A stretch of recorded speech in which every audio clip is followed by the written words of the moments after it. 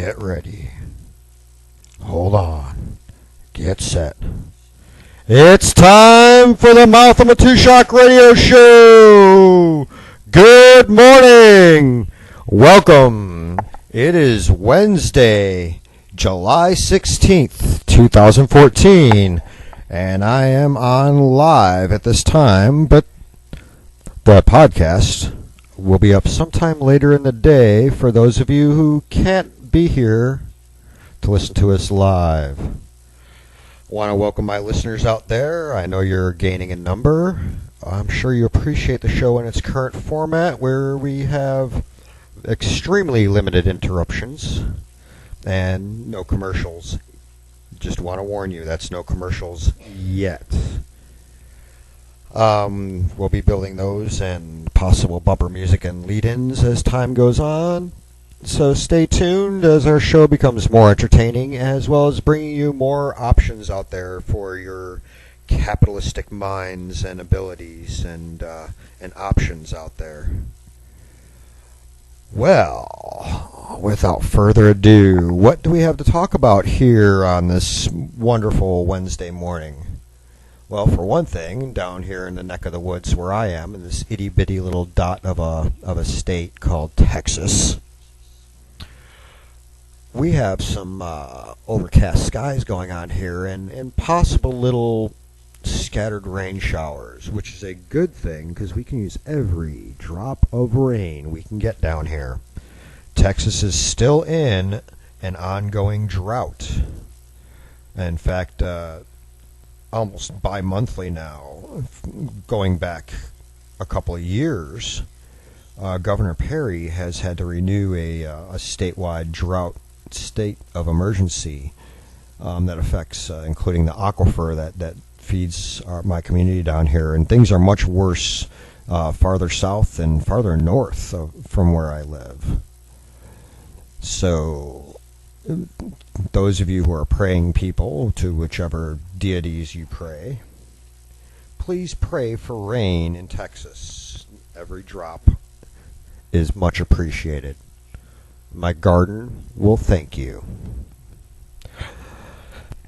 Going on to some more potentially serious issues, the border is still in the news. We still have an ongoing crisis. We still have children coming across the border. As I mentioned yesterday, just in the Rio Grande Valley alone, there have been over 150 bodies of dead children found as they attempted to make the crossing through the river valley and up through Texas into the United States. And these were found on the U.S. side of the border. This doesn't count the ones who died on their way up through Mexico. But of the over 150, only one was positively identified, and the family has been notified. So that's one of over 150 families that found out the fate of their child and found out that their child did not make it. The really, really bad part is they still owe the money that they borrowed to pay the smugglers, the sex slavers, the human traffickers, the drug cartels, whomever they paid to illegally convey their children into the United States. They still owe the money that they borrowed. So they're learning a hard lesson, especially given that their economy is even worse than ours is. The equivalent of $2,500 that they coughed up in their dollars is probably equal to like us paying over $10,000. I don't know the exact math. I'm just making a guess here, but probably close to $10,000 for us to smuggle our kids from here in the United States down to El Salvador or Brazil or something if we wanted to go the opposite direction. That's a lot of money to borrow and then find out that your kid didn't make it and then still have to pay the money even though the services were not fully rendered. But hopefully that story spreads from that family to other families down there who may be thinking of trying to do the same thing and may change their minds and maybe save some lives and save some hardships. Then turn around and turn your sights to Oracle, Arizona. Oracle, Arizona is, if memory recalls from my time living in Arizona, is not too far from Tucson. And the children that are arriving there, arriving from various locations, they're being bussed in and we're going to be dropped off and put in a facility there until things can be determined on whether they go back or stay here, depending on what the courts say, because they do have to undergo hearings. Evidently, the citizens of Oracle were not too pleased about all these illegal children being dumped there, and some of the main concerns that communities have is not the welfare of these kids, because I'm sure that there's plenty of people that worry about that and whose hearts go out to these children. It's the fact that these children have diseases that have not been completely treated and are possibly communicable, and the hardships that will cause communities if those diseases come into the towns and spread. Because then it's American children and American adults and American families who are now going to be suffering because somebody did something illegal and brought these kids in illegally, whether by the kid's choice or not. And in most cases, it wasn't the kid's actual choice to come. It was their parents or somebody else using them. So these kids are being used as political ping pong balls, being knocked back and forth for political issues. So let's segue over to the political side of this. After we say that the citizens of Oracle have gone and try to block these buses from entering their community. Meanwhile, last week, down near Houston, Texas, in a town called League City, an associate of mine named Heidi Thies, or Thies, depending on how you pronounce that IE combination. Heidi Thies went, and she's a city council member down there in League City, and she proposed a resolution for the city, which then got carried past, I think 6-2 was the final vote, that said their city will not allow these illegal children to be housed within the city limits. And then the county of Galveston County, not Galveston the town, but the county, followed suit and said no housing, of the call them refugees, call them illegal immigrants pending processing, call them whatever, but no detention, no holding of them will be allowed in their within the county. So you have League City saying no, and then you have the county saying no, and they've actually passed resolutions. Of course, that could end up going into a federal court battle in the future because of preeminence and preemption on the federal level. But by the time that would see the courts, this crisis hopefully will be over with, and it'll be a completely non sequitur issue at that point. So for now, the floods halted into those locales, but it doesn't stop it coming into the country. Then you have a couple of Texans at the federal level. One is Representative Henry Cuellar, a Democrat from who represents a good portion of southern Texas, including near the McAllen area, as well as all the way up to the east side of San Antonio. He, as well as Senator Cornyn from Texas, the senior senator from Texas, have put together a bill called the HUMANE Act. And this is bringing some controversy on both sides of the aisle. There are several people who are for it, several who are against it. Some people who, in fact, I would venture to say that most people would probably support what the bill proposes as a general overview. And that would be to streamline and kind of expedite the processing of these kids, get them through medical, and then get them into the courts within 7 days. And if they have evidence and proof that they should be given amnesty or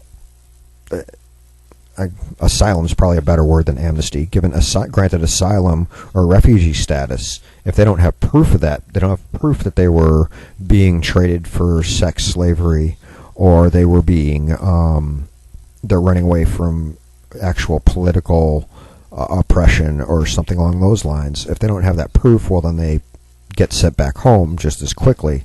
So that's the idea behind the HUMANE Act, and it's a really good idea. But there are problems within the bill.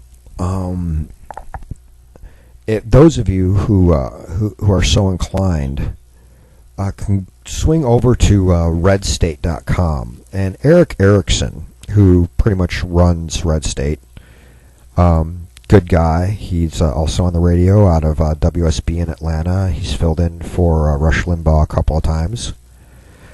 Very learned man. And he actually went through and looked through the whole bill and looked through the policies. And he has some criticisms of the language within the bill itself.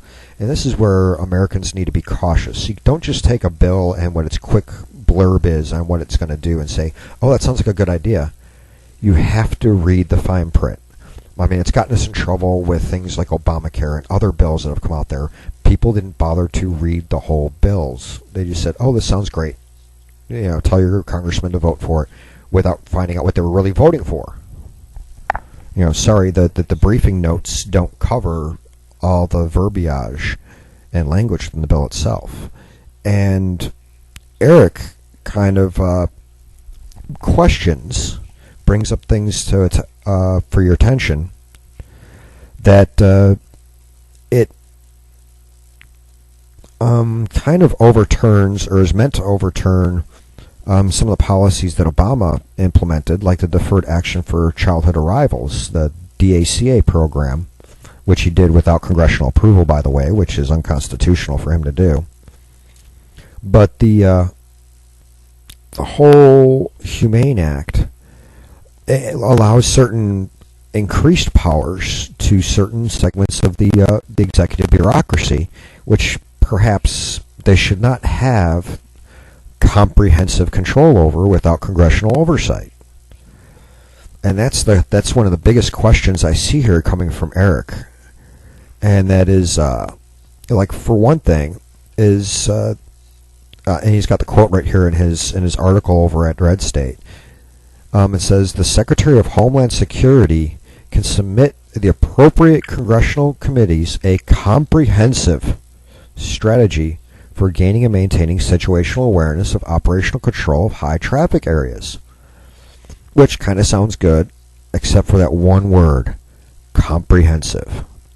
Comprehensive kind of sort of, it sounds like it means all-encompassing, but when you're talking about the implementation of policies and rules for a paramilitary force or a government agency or a government program, the term comprehensive kind of ends up becoming taking a huge oversized square peg and bashing it into the round hole, the triangle hole, the star hole, whichever hole you feel like smashing it into and forcing it to conform to the big square block. It doesn't always work, because you have to be able to maintain things that, there's a term that the military uses when developing tactics called situationally dependent. That breeds flexibility into any plan. You have to be able to make decisions based on what the situation is. This is what we're trying to do. This is our general plan. However, you have to be able to flex to various options depending on what happens at this point or this piece of key terrain.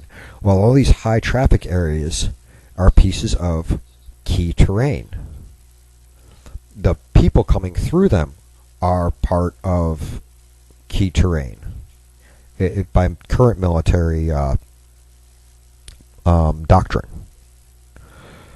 So when you have to look at that, you have to look at each one independently, each one separately. And sure, there's going to be things that will apply across the board to all.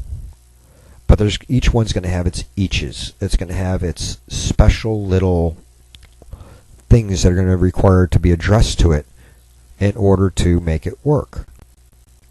So, when you try to include this kind of thing for a comprehensive situational awareness and operational control of high traffic areas, what does that have to do with expediting hearings on whether somebody should get immigration status or not, or refugee status or not, or asylum status or not? It doesn't. It's a completely separate issue. It needs to be in a completely separate bill. And that's the problem. You do these comprehensive reforms, and it's putting a pretty little Band-Aid on top of an arterial gusher. Anybody who's taken any amount of first aid knows that that does not work. What happens, your Band-Aid falls off, gets flushed away, and it's still bleeding. So you need to address each one of these topics separately, and in some cases in depth, in some cases not so in depth. If you give general liberty to the states to be able to flex and use its own resources to assist, that's a fix. Forbidding states from taking action, such as the federal lawsuit against Arizona for passing SB 1070, is not a fix. If anything, it made things worse. So, you have to sit back and look at that. So I highly suggest you go and read Eric's article. It'll make you think. You don't have to sit there and ascribe to his point of view or ascribe to mine, but you can look at some of the information he has in there, some of the evidence, some of the details, and add that to your bank as you make your own decision on what your opinion is or what your analysis is of what should be done out there to deal with these flooding children coming across the border and how we deal with them. And when you're doing all this, guys, keep in mind, a lot of these are kids that did not come of their own free will. They were forced through one manner or another, whether their parents forced them or they were kidnapped and being used. And there are cases of this where kids are kidnapped, and then the traffickers will sell them to a couple and say, hey, when you get to the border, say that this kid is yours, and it will increase your chances of staying in the United States. So there's kids that are kidnapped and used to that end. The kids are not here by their own free will. They're not old enough to be here by their own free will. Sure, they can decide, I want to jump the border, but it's usually not an OTM. Somebody from a non-contiguous country that makes that decision to just jump the border willy-nilly. That usually is somebody from a contiguous nation. So keep that in mind. So these kids do need a little bit of help and a little bit of care and a little bit of compassion before we box them up and send them back home. And if for no other reason, they should get medical treatment. For no other reason than I don't want my kids getting sick because some diseases were brought across the border. I'm sure you don't either. So keep that in mind as well. You know, we're Americans. Does that mean the government needs to be paying for all these treatments and everything like that? There are plenty of private charities that want to do the work. They need to be allowed to. So look at all that, and just from my mouth to your ears, we patch them up. We give them a couple of injections to treat with TB or whatever it is. Box them up. send them home. And I don't mean boxes like puppies with little holes poked in them. I mean put them on an airplane or a boat or a bus or what have you, and send them back. Well, that's my 2 cents on the border, so hopefully that's not an overly a downer for this hump day. But a military term for hump day means you put on your backpack, your rucksack for physical training time in the morning and go for a nice long walk. But this nice middle of the week, I want it to be on an up note so you can just kind of ride the rest of the week through. But with everything going on in the world these days, it's kind of difficult to be overly up and happy. But I'm sure we can find something. So we'll continue to take a look while we move on to our next story. Now, this might be an up note for some people. Segue over to this site that's been up for about 5 months or so now. Kind of taking the internet new media by storm, so to speak. And if you haven't gone there, I suggest you. There's some great content over there across the board. But I'm talking about BuzzPo people. I've been quoting them the last couple of days, or not quoting them, but referring to them. And they've got some great writers over there. So go ahead and take a look just at their content in general. But one thing, and it's kind of their top story right now, if you just go to the page, it's kind of the one right up on top, and it's by Stephen Ale. And Stephen Ale is a great writer over there. He tends to put out a couple articles a day, which is kind of a workhorse if you think about it. But he has an article about things going on in Nevada. Now, what's so interesting about Nevada? Well, think about who the Senate Majority Leader is and what state he comes from. That's right. The Senate Majority Leader is Senator Harry Reid from Nevada. Well, Reid's name has popped up in some court documents concerning a corruption trial.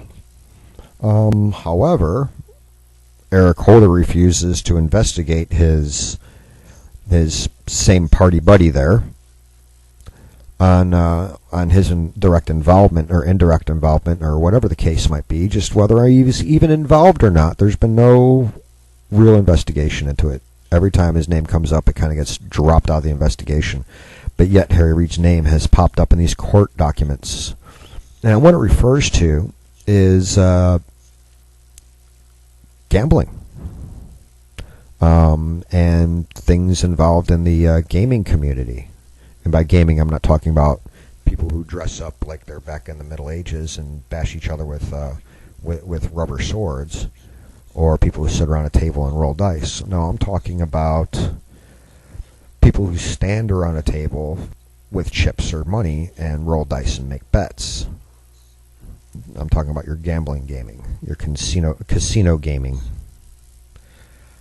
Well, there's a state investigation, and Harry Reid evidently recommended somebody from the other side of the aisle to take over as the federal attorney for Utah.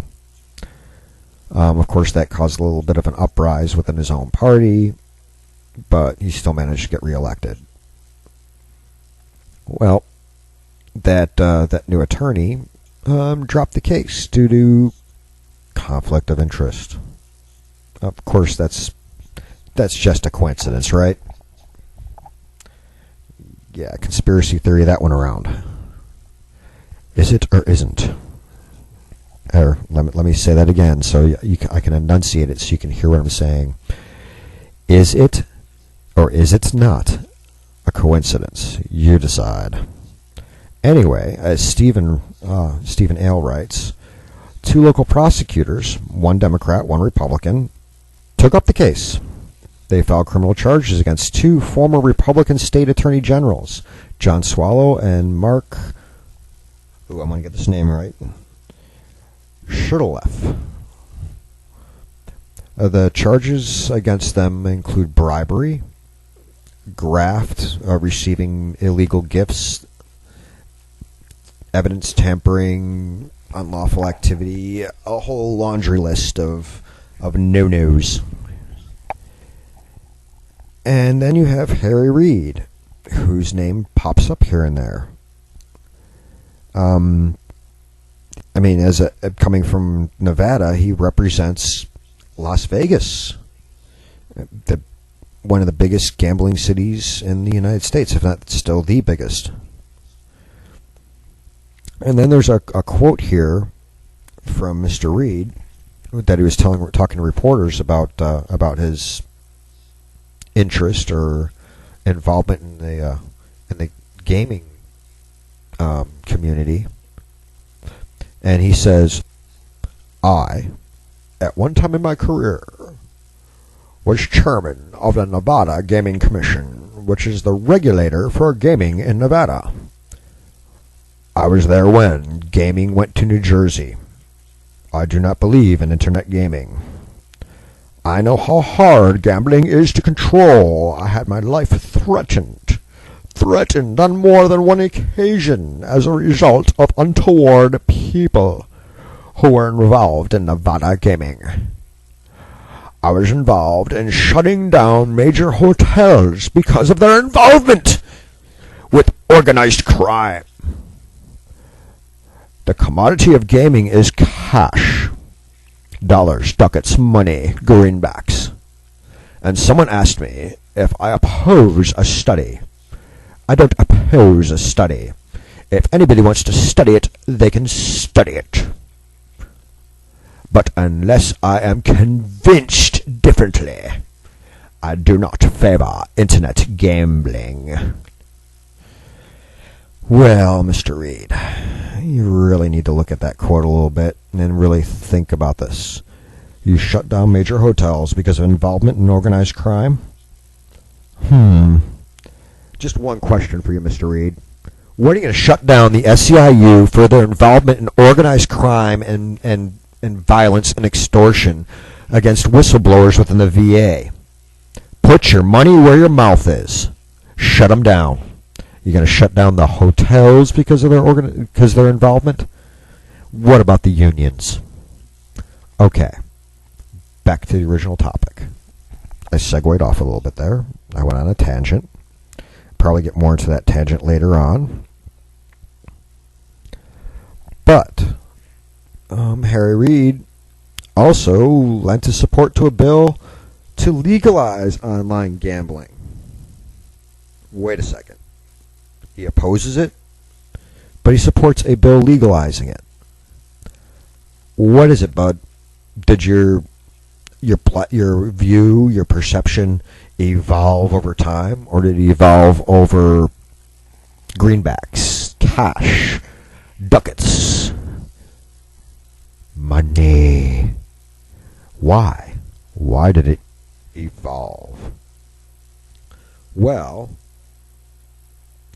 one of Harry Reid's buddies, one Jeremy Johnson, is a Utah businessman, and the charges brought against Johnson were because he accepted bribes, etc., that were possibly, allegedly, maybe originally meant to go to Harry Reid.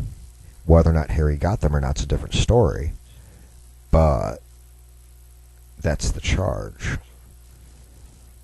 And what's his involvement? We don't know, but that's what investigations are for.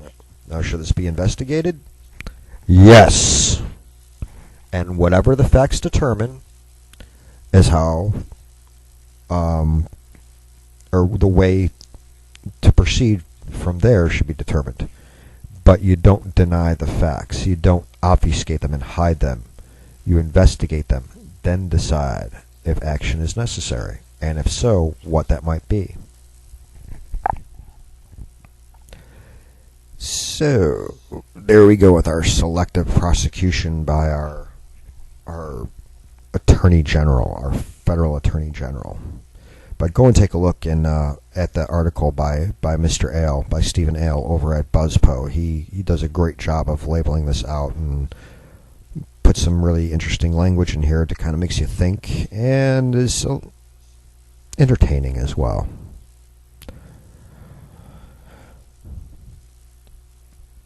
And then there's other things to discuss. I think I mentioned some of this stuff yesterday on the show, but I'm going to bring it up again because it's a topic that is very close to my heart. I'm a veteran. I'm a disabled veteran. And I'm a military, I'm an Army retiree. Did my time, did some combat tours, and that's, well, if you really want to know any more about it, and you want to sit there and find all things about me, you can either listen and I'll put out snippets here and there once in a while and talk about my experience, and you can put two and two together, or you can go and request my DD-214 and see what's actually available to the public on that. Go ahead. I've got nothing to hide. The government has me keeping things still, well, close to the chest. And that goes along with what I did in the military. And it goes along with what many people do in the military. And that's all fine and dandy. But as far as my military record, it's open source, people. It's public record. Go take a look. Anyway, like I said, this topic is kind of close to my heart because I am going to discuss myself a little bit here. Like I said, I'm disabled, and it took, well, let me back up just a little bit. When I was getting ready to retire, I was told to start my VA claim process 90 days prior to my retirement date. I was told I can, as far as 120 days out, I could actually file the paperwork and request the evaluation, physical, etc., which would then take place within 90 days. And that's what happened. That happened very quickly, and it went through very well. And they checked out everything. They checked everything that was on my initial claim, everything that was on my continuation sheet. They asked me for additional things on the spot. And I said, yes, there's this and this and this, but I was already told that the continuation sheet probably wouldn't even be looked at, and I ran out of room. It's all in my military medical records. Here's the copy of them, because you're supposed to give a copy to the VA when you get out. And the only things I got put on my letter were the things on the initial sheet. And when I sent in and asked why, well, first of all, it took almost 16 months before I finally got a letter that said, we agree you're disabled, and here's your percentage, blah, blah, blah, blah, blah.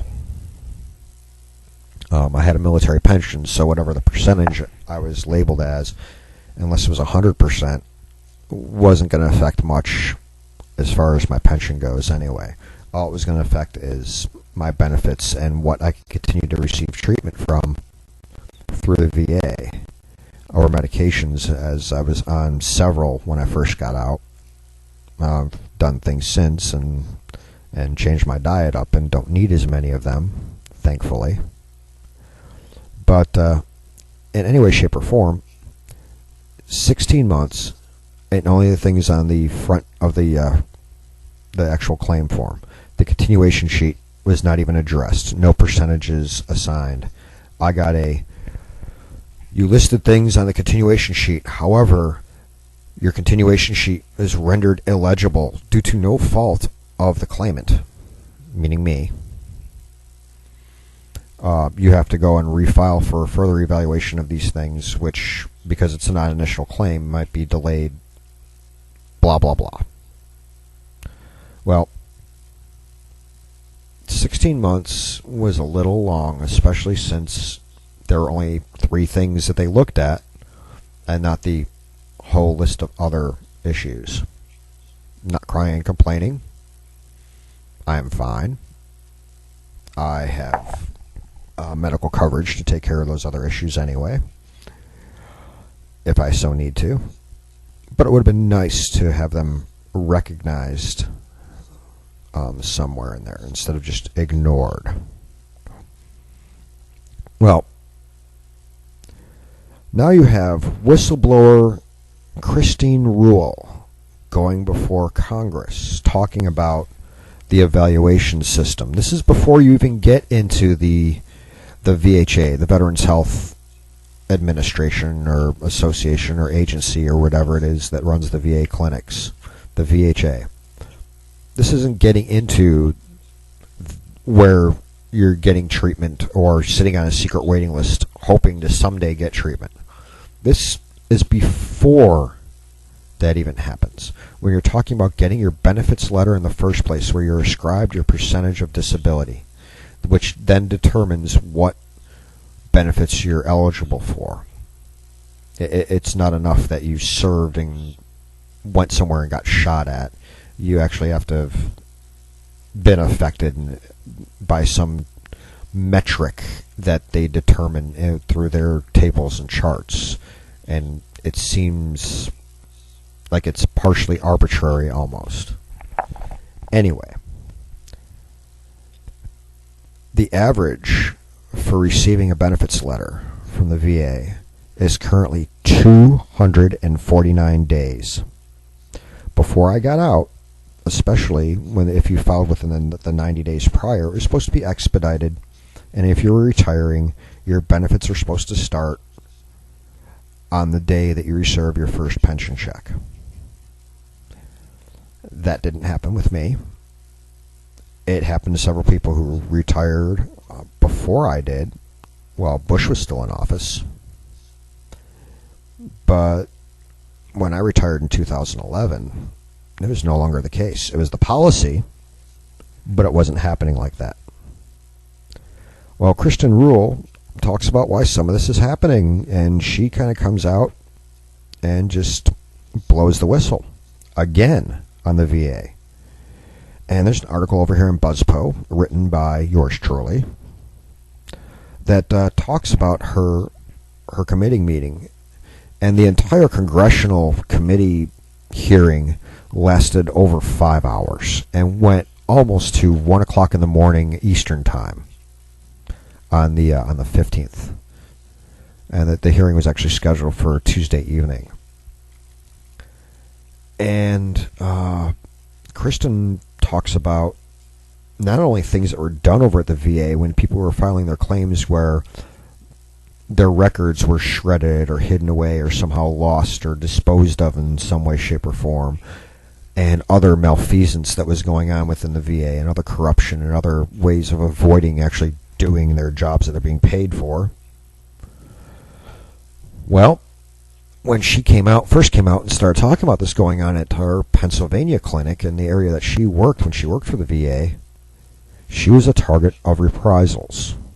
She had leave denied because she blew the whistle.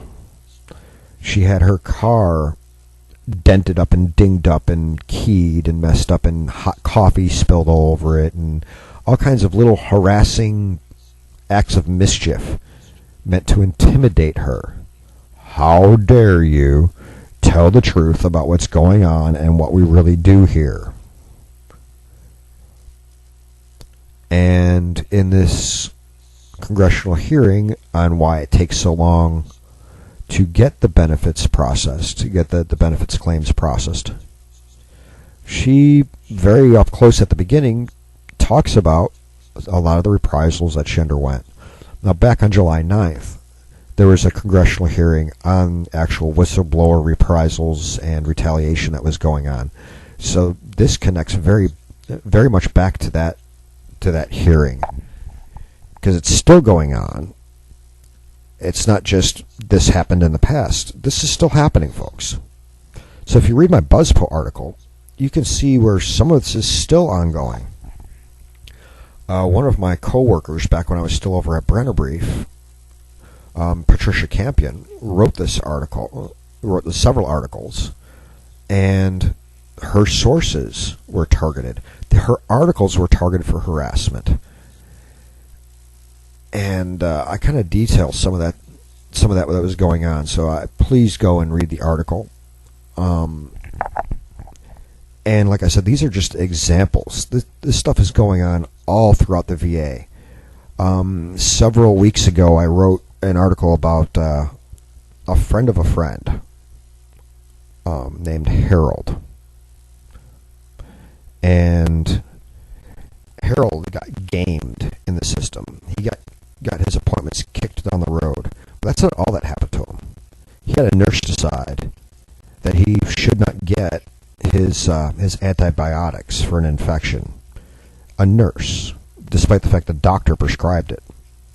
So she never entered it into the system. And he went without antibiotics for 30 days, and an infection got worse and worse. Something that should have been treated with a couple of pills over a week or two got to a point where his life is in jeopardy. And this reminds me, I probably should call and see if Harold is doing okay or doing better, because last I heard he was not doing very well. And he's still trying to get an appointment because they had kicked the can down the road. They had rescheduled his appointment for him and then said that he called and rescheduled, which he did not do. So, but then other things going on pharmaceutically with him, as he was supposed to be on routine medications.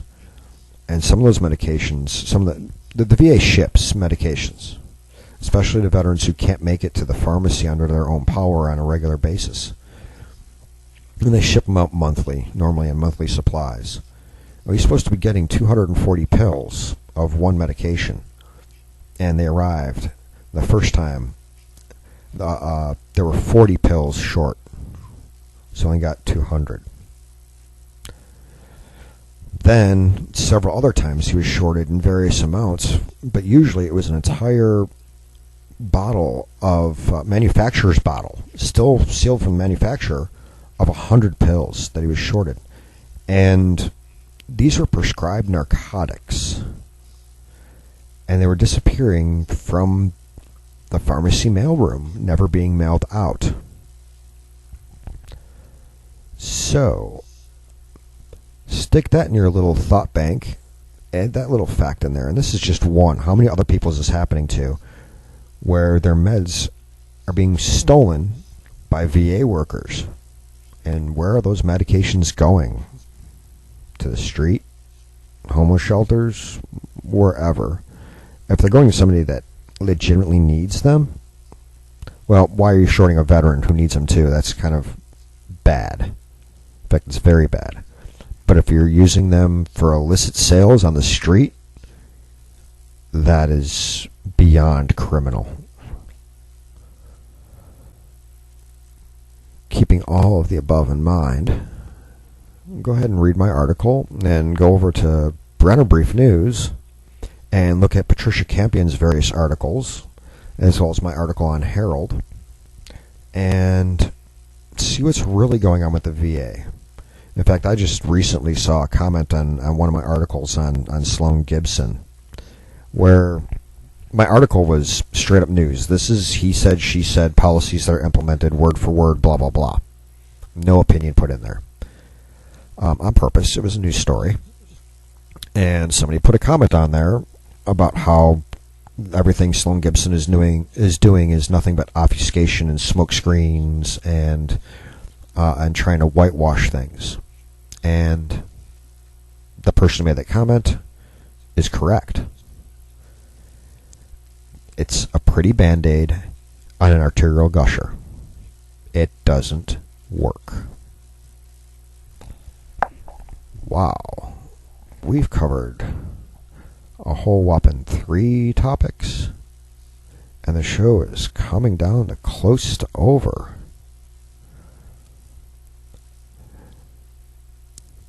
So, what other things can we discuss briefly? I know several people out there want to know what is going on with Brennerbrief News. I can't answer to a lot of that. Several things I'm still trying to figure out myself. Am I still affiliated with them or not? I do not know at this point. I will say that for her own reasons, Sarah Marie threw in the towel and quit. At first it was I quit for good, I'm done. And now she's talking about it being a couple of month, open-ended, who knows, hiatus. But she basically gave or sold or turned over or whatever the deal was. I wasn't party to the negotiations. Gave Brenner Brief News and the radio network over to Jennifer Meadows, who seems like a delightful lady and would be great to work with and work for. But suddenly, yesterday afternoon, Jennifer, for reasons currently unknown, said, never mind. So after having the site for 4 or 5 days, said no and pulled out. So as of late last night, it appears that Brenner Brief may be being turned over to Renee Nall. With it going to Renee Nall instead of Jennifer Meadows, now all of a sudden, Sarah Marie is saying she may come back after taking some time off and just be a writer. That's it, just a writer. No more radio show, no more running the site, no more being Queen Bee. Just a contributor, maybe sometime in the future. And what is the plight of the site, or what's the future of it? We don't know. And those who are in charge are still working that out. So from all those points of view, that's what I know about what's going on with Brenner Brief News. There's some other things that I'm very confused about that I'm not going to discuss at this time until I actually know something, because otherwise I'm just going to be venting and blasting allegations with no basis of facts, and we don't do that, folks. So I have no facts, not going to talk on the issues. But that's what I know for those who are curious about what's going on with the Brenner Brief. Meanwhile, I've gone back to doing some amount of posting over on my own site here at Mental Aikido. So please read if you enjoy my work. And as I said, I'm already working over there at BuzzPo a little bit, posting. I now have 3 articles with BuzzPo. And BuzzPo has some great writers, folks. So, check them out and look them over. I'm sure you'll be surprised and enjoy it. And of course, if Brenner Brief does get back on, I can speak this morning, I swear.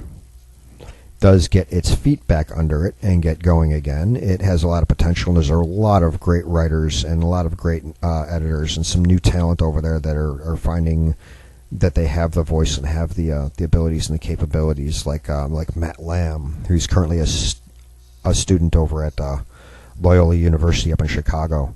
Great guy, doing great things, doing a lot of great work, and he's a credit to his age and to his school. Well, age doesn't matter. He has experience beyond his years, and he really is wonderful. So keep your eye over there at Brenner Brief News, and I'm sure that if they can get good leadership over there, and people actually willing to support their writers and editors, and maybe even incentivize a little bit with some actual monetary compensation for their hard work, that the site has potential to go and do some great things. So we'll see where I stand with them in the near future, because like I said, that's still kind of in limbo, and we'll see. But in the meantime, enjoy what posts get put up there, because there really are some great writers over there, and they really need your attention. They deserve it, and you deserve to know what's going on and how they present it. Well, the show is kind of winding down. No clips today, folks. Perhaps some tomorrow. I just got a little alert that I've got some information sent to me reference Speaker Boehner's lawsuit against Obama and things. So I'm going to look that over, and maybe there might be a story in it, maybe a topic of discussion for tomorrow. Maybe nothing. We'll see how exciting or not it is. And in the meantime, you go out and you enjoy your Wednesday, enjoy your hump day, and have a great day. And we'll be right back here tomorrow morning from 8 to 9 a.m. And again, that's 8 to 9 a.m. Central. And again, for those that didn't get it, when we are live, we do accept phone calls, and please keep it rated G or PG. And the phone number, just to write down and keep on your little notebook in case you want to call in here during the active showtime, the live showtime, and discuss something. The number is 520-226-8567. Again, that is 520-226-8567.